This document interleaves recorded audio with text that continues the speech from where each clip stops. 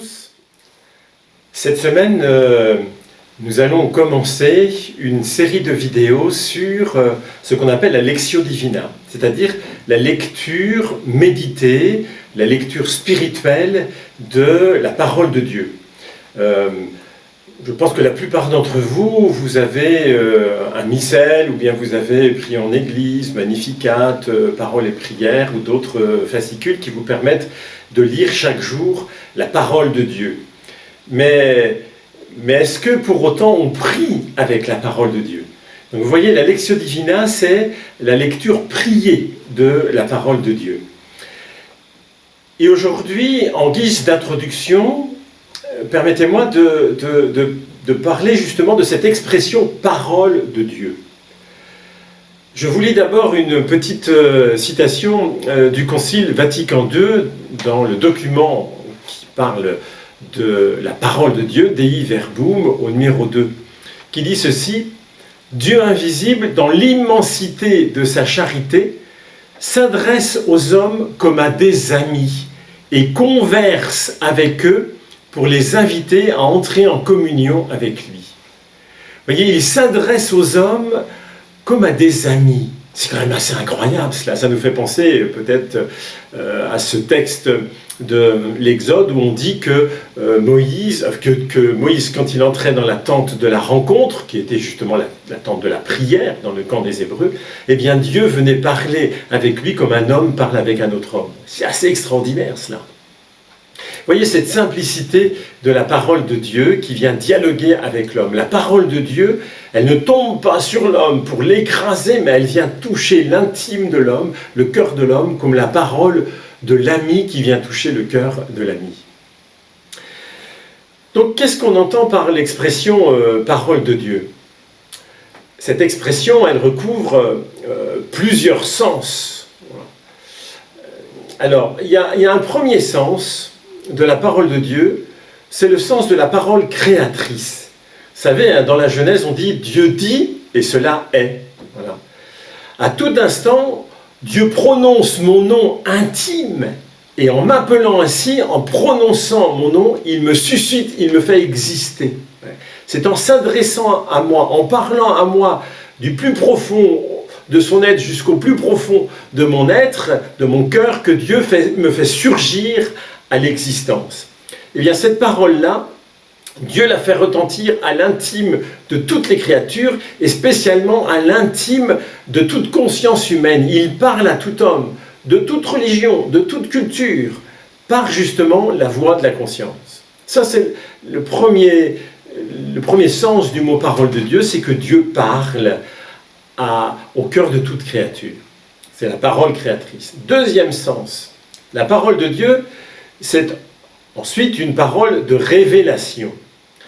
Cette humanité qu'il crée et qu'il guide par sa parole, son verbe, et qu'il fait retentir à l'intime de toute conscience, eh bien, Dieu désire aller plus loin avec elle. Il désire vivre avec l'humanité une relation sponsale, conjugale, une relation d'amour. Il désire l'épouser, cette humanité. Et voilà pourquoi Dieu va être obligé de se dévoiler, de se déclarer, de déclarer sa flamme, comme un jeune homme qui est amoureux d'une jeune fille, ben, il va à un moment ou un autre lui dire qu'il l'aime, quoi. Et il va lui dire ce qu'il a au plus intime de son cœur et il va dévoiler qui il est. Parce que pour la révélation, c'est une parole de liberté. Je ne sais pas ce qu'il y a dans le cœur de celui qui est en face de moi s'il ne me le dit pas. Je ne sais pas ce qu'il pense s'il ne me le dit pas. Et donc, la révélation, vous voyez, c'est Dieu qui va dire à l'homme, à l'humanité, ce qu'il a au plus profond du cœur, quelles sont ses pensées profondes. Et il va le dire à qui? Il va le dire à un petit peuple qui est le peuple d'Israël. Et il va le dire tout spécialement en inspirant des prophètes, en inspirant des hommes qui parleront en son nom et qui sont les prophètes. Et donc vous voyez, la parole de Dieu, elle va passer par la parole humaine des prophètes, des envoyés de Dieu. Ça, c'est le deuxième sens. Ensuite, ces paroles humaines, inspirées, elles vont être mises par écrit, collectées, rassemblées dans ce qu'on appelle les Écritures, c'est-à-dire la Bible. Et c'est le troisième sens de l'expression parole de Dieu. C'est souvent en ce sens qu'on parle de la parole de Dieu. Mais voyez bien que la Bible, elle est d'une certaine manière une sorte de parole de Dieu dérivée. Ce qui est premier, c'est Dieu qui parle au cœur des prophètes, qui parle par la bouche des prophètes. Les écrits, c'est un peu comme la solidification de la lave d'un volcan. La vie s'est durcie.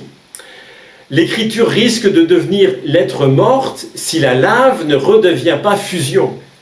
Eh bien, c'est ce qui se passe quand on lit les Écritures et qu'on demande à l'Esprit Saint de venir donner vie à ces paroles écrites. Qu'on demande à Dieu qu'il insuffle à ces paroles écrites le souffle de sa bouche pour que ces écrits soient l'expression d'une parole vivante, la parole de Dieu. Un exégète avait pris un jour cette image, pas très poétique, mais je la trouve assez parlante. Il avait comparé l'écriture à du lait en poudre. Vous savez, le lait en poudre, c'est du liquide qu'on lyophilise pour le transport, mais qu'on retransforme ensuite en liquide pour qu'il redevienne vivant. Eh bien, l'écriture, c'est un peu pareil. C'est la parole lyophilisée qui a besoin du feu et de l'eau de l'Esprit Saint pour redevenir une parole vivante, une parole brûlante. C'est l'expérience qu'ont faite les disciples d'Emmaüs le soir de Pâques. Notre cœur n'était-il pas tout brûlant quand il nous parlait en chemin? Celui dont parlent les disciples d'Emmaüs, c'est Jésus. Eh bien, c'est justement le quatrième sens de ce mot parole de Dieu. La parole de Dieu, c'est même, quand je dis le quatrième sens, c'est même le sens premier. La parole de Dieu, la parole éternelle de Dieu, le Verbe éternel de Dieu, c'est Jésus. Le Verbe fait chair, voyez. En ce sens, celui qu'on doit appeler d'abord parole de Dieu, c'est Jésus. C'est ce que dit le prologue de Saint Jean au chapitre premier du verset de Saint Jean. Au commencement, le Verbe, la parole était Dieu.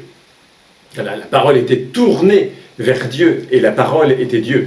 Qui est cette parole? C'est Jésus. Je me souviens avec les CM1, lorsqu'ils avaient en catéchèse le parcours Nathanaël, on lisait le prologue de Saint Jean. Et je leur avais demandé, mettez un autre mot à la place du mot parole.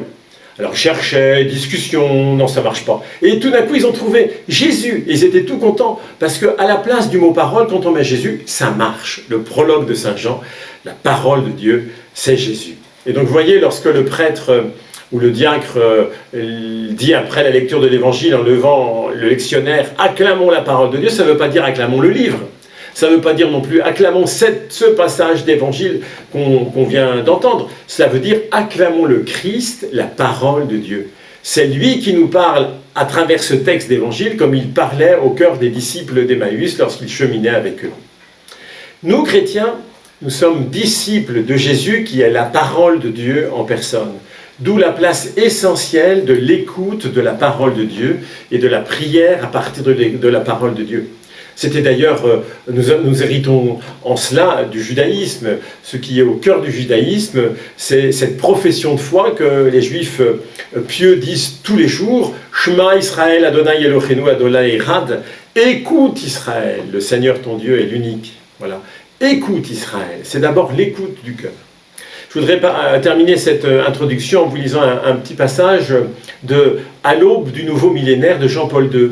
Entre parenthèses, ce petit texte, si vous le trouvez, eh bien lisez-le, c'est le programme de l'Église pour le deuxième millénaire. Et il dit ceci, depuis que le Concile Vatican II a souligné le rôle prééminent de la parole de Dieu dans la vie de l'Église, il est certain que de grands pas en avant ont été faits dans l'écoute assidue et dans la lecture attentive de l'Écriture sainte.